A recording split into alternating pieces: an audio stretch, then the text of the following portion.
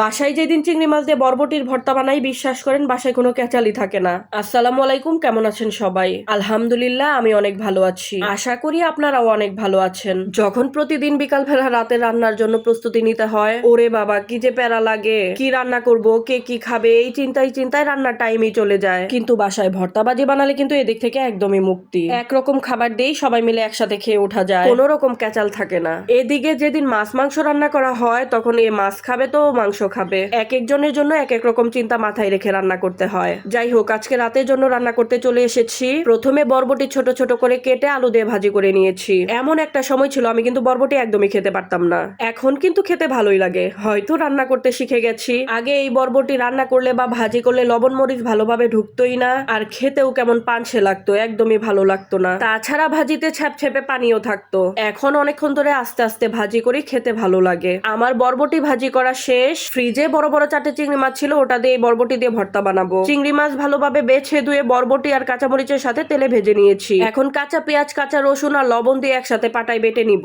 আচ্ছা, এই মিশ্রণটা কিন্তু ব্লেন্ডারেও করা যাবে, কিন্তু পাটায় বেটে ভর্তার যে স্বাদ, ওটা কিন্তু ব্লেন্ডার দিয়ে ব্লেন্ড করে ভর্তা বানালে একদমই পাওয়া যাবে না। আমি আজকে পাটায় বেটে এই ভর্তা বানাবো। অনেকদিন ধরেই আমার পাটায় কিছু বাটা হয় না। আসলে আমার পাটার শিলটা একটু ভেঙে গিয়েছিল, কষ্ট করে শিলটা কিনে আনা হয় না, আর ভর্তাও বানানো হয় না। অ্যাভয়েড মাই পুতা।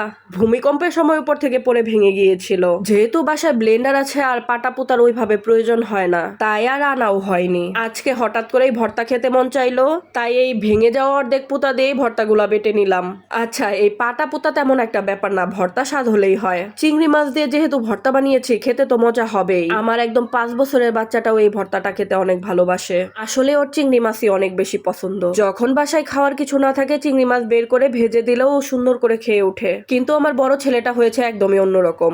দুইজন যেন একদমই দুই মেরুর, কোনো মাছই খাবে না। ও আসলে মাংস ছাড়া অন্য কোনো কিছুই চেনে না। কিছু করার নেই, এখনকার বাচ্চাদের হালচাল আসলে বোঝা বড় দায়। তাই বাসায় যত যা কিছুই রান্না করি, ওর জন্য আলাদা করে ডিম অথবা মাংস রান্না করে রাখি। এই যে দেখেন, আমার চিংড়ি মাছ দিয়ে বরবটি ভর্তা একদম রেডি। আর কোনো কিছু রান্না করতেই চাচ্ছিলাম না। পরে ভাবলাম পাটা পোতা তো ধোয়া লাগবেই, একটু কালো জিরা ভর্তা করে নেই, তাহলে মজা করে খাওয়া যাবে। আমি যে কোনো ভর্তাতে কাঁচা পেঁয়াজ, কাঁচা রসুন দিয়ে ভর্তা বানাতেই বেশি ভালোবাসি। খেতেও কিন্তু অসাধারণ হয়। কালো জিরা ভর্তা করতে গেলে আমি কাঁচা মরিচের আন্দাজটা একদমই বুঝি না। প্রতিবারই আমার ঝালটা একদম কম হয়। আজকে এই জন্য অনেক বেশি করে মরিচ দিয়ে ভর্তা বানালাম। একটু সরিষার তেল দিয়ে ভালোভাবে ভর্তাটা মেখে নিচ্ছি। এদিকে গরম গরম ভাত তো আগে রেডি করে রেখেছি, পাটায় মেখে খাবো, তাই ভালোভাবে ভাত মেখে এক লুকমা ভাত আমি তাড়াতাড়ি খেয়ে নিলাম। পাটায় মাখা ভাত সেই স্বাদ। আজকে পাটায় ভর্তা একটু কমই লেগেছিল, এজন্য দেখেন ভাত মাখাটা কেমন সাদা সাদা হয়ে আছে।